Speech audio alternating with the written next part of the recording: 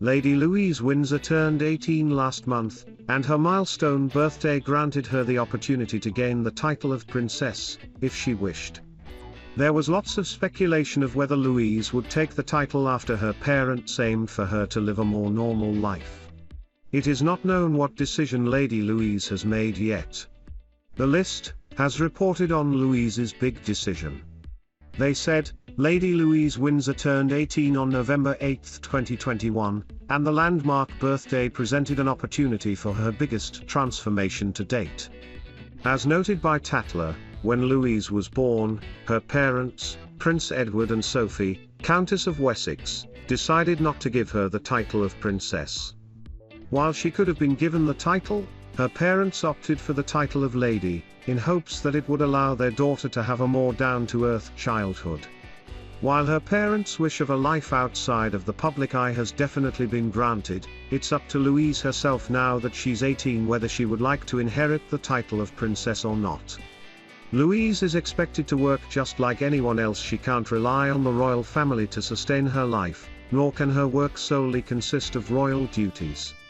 As such, only time will tell if Louise chooses to take on the title that would absolutely set her apart in society. While Sophie has previously said that it's unlikely that Louise would take the Her Royal Highness title, speculation has emerged that she might, given Prince Harry and Meghan Markle's exit from the firm, as well as Andrew's current legal fight. Lady Louise has been more visible in the public eye this year and even made her on-screen debut. She spoke about her late grandfather on the BBC's Prince Philip, the royal family remembers. Louise recalled their shared love for carriage driving, saying, "The Duke of Edinburgh has been so involved in my driving, which has been so lovely but slightly scary because he invented the sport pretty much. It's incredible to have learned firsthand from him and definitely made us closer, I think." Kate Middleton photo infuriated Prince William, very angry. Trademark. Prince William recalls Queen TM's passion for walking her corgis in mental health post. Princess Charlene's praise of incredible Prince Harry, "Got to get to know him better," she added. "After a competition, he would always ask how it went. His eyes would light up because he just gets so excited when he talks about it. When we would go carriage driving, first of all, he would take me on a different route every day. I do not know how he managed to do that, but tell me all sorts of anecdotes about absolutely anything and everything. He's honestly one of the most interesting people I've ever met." She was dubbed Lovely Lady Louise after her charming appearance. Trial is taking place in Thurgood Marshall U.S. Courthouse in Lower Manhattan. Maxwell, the former associate of Jeffrey Epstein, is facing 8 charges including 6 counts of enticing minors and sex trafficking. Maxwell could be sentenced to 80 years in prison if found guilty of all counts. She denies all the charges. Prince Andrew has been referred to 3 times already in the trial. Epstein TMS pilot, Epstein TMS former housekeeper and one of the alleged victims, Jane, have all spoken of the Prince TMS relationship with Epstein. Larry Vysotsky, the pilot, was asked if Prince Andrew flew on the plane of Epstein, to which he replied, yes he did, but he could not recall the exact dates. Along with Andrew, both Donald Trump and Bill Clinton were both named as being passengers on occasion. As this evidence came to light, Andrew was spotted driving around Windsor. The 61-year-old has categorically denied having any sexual contact with an American woman, who says she was forced to have sex with him aged 17. In the prosecution TMS opening statement, the court was told how Maxwell allegedly targeted young girls and manipulated them. After doing so, Maxwell reportedly was serving them, the girls, up for sexual abuse to Jeffrey Epstein. Epstein killed himself in 2019 while in jail. Federal prosecutor Lara Pomerantz told jurors, she preyed on vulnerable young girls, manipulated them, and served them up to be sexually abused. Ms. Pomerantz also said Maxwell and Epstein were partners in crime and described them as dangerous predators who sexually exploited and abused children for a decade. Sky News U.S. correspondent Martha Kellner reported on the ongoing trial from New York. She wrote, "Ghislaine Maxwell is the one sitting behind the defense table, intermittently jotting down notes and whispering to her lawyers, but Jeffrey Epstein's presence looms large over this trial." Epstein died by suicide in 2019 and Maxwell's lawyers have argued that she is being held responsible for his crimes. In order to establish her guilt, prosecutors must establish what Epstein did, too.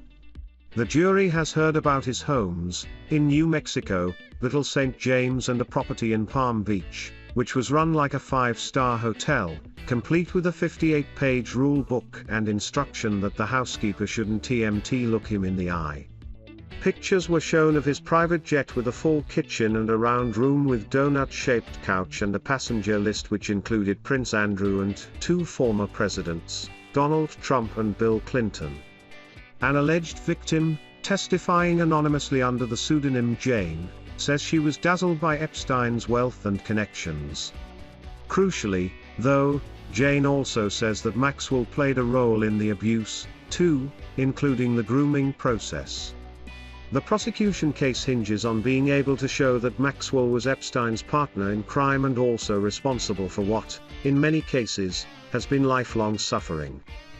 Prince Harry used World AIDS Day earlier this week to call for COVID vaccines to be shared across the world. The outspoken Duke of Sussex compared the COVID pandemic to the HIV/AIDS pandemic that ravaged the world, noting the political failure to tackle both pandemics. However, Talk Radio Royal correspondent Rupert Bell suggested that the COVID lecture from Harry was an easy bandwagon to jump on. Earlier this year, at the Global Citizen Live event in New York City, Harry and Meghan urged vaccine manufacturers to share their technology to help get the world vaccinated. He said that, while Diana was at the forefront of AIDS activism, Harry was getting an easy headline. He always jumps on the socially right bandwagon. Mr. Bell explained, Harry is comparing the situation now to what happened with AIDS. He has accused people of not doing enough to help those countries during the AIDS pandemic 40 years ago, and he is comparing like with like. The royal correspondent continued, he has had a pop at the pharmaceutical industry before, claiming they are just interested in sorting out the richer countries because they are the countries who can pay for the vaccines. He has done this before, and yes, it's a very worthy intention, but it's an easy headline for Harry to get. His mother Diana was in the forefront of helping the AIDS situation. But Harry always jumps on the socially right bandwagon. In the letter, addressed to the WHO Director General, Tedros Adhanom Ghebreyesus, Harry wrote, "Vaccinating the world is a test of our moral character and we are experiencing a spectacular failure when it comes to global vaccine equity. That means breaking pharma monopolies that prevent vaccines from getting to communities around the world in need. That means governments honoring their promises and delivering the doses that they committed." He continued, "That means pursuing international pandemic agreements with strict timelines and holding each other accountable to them. That means treating all human lives as equal lives." Harry has followed his late mother's influence in the fight against AIDS and its public stigma, even taking HIV tests live on camera. On World AIDS Day this week, Harry spoke movingly about Princess Diana, saying she would be deeply grateful to the scientific community for their work in combating AIDS. Meghan Markle, 40, and Prince Harry, 37, released one Christmas episode on Spotify last year in a new contract reportedly worth $18 million, but the pair have not produced content since. The Duke and Duchess of Sussex are said to have been given a gentle nudge from Spotify to finish the content, The Sun reported. Royal expert Neil Sean has now claimed the royal couple will be releasing another episode this month. Speaking on his YouTube channel, Mr. Sean said, "Harry and Meghan are gearing up for a festive treat. Apparently they are going to be giving their reflection on their year in a brand new podcast. We could tell them their year, couldn't we? Fell out with their family, alienated everybody, fanbase dropped dramatically. Is there much to really talk about? No doubt we will get some sort of lecture on working mums and things they've done. His comments come after Meghan's latest appearance on The Ellen Show, where she spoke of the difficulties of having 2 children as she shared more intimate details about them. After sharing a picture of the 2-year-old feeding chickens while wearing yellow wellies in their home in Montecito, California, Meghan said Archie loves to dance. The former actress' high-profile appearance comes 8 months after the Sussexes' controversial sit-down with Oprah Winfrey, which left the royal family in crisis. Meghan and Harry have until now remained private about Lily, who was born in June and was named Lilibet after the royal family's nickname for the Queen. They are yet to share a photo publicly of their daughter. The Duchess told chat show host Ellen DeGeneres that someone told Harry, and I that when you have 1 kid it's a hobby, and 2 children is parenting. Don't miss. Suddenly we realized, oh right, everyone talks about what it's like for the second child, but no one talks about the adjustment for the first child when the second one comes along. I think they have that moment of, oh, this is fun, oh, this is how it is now.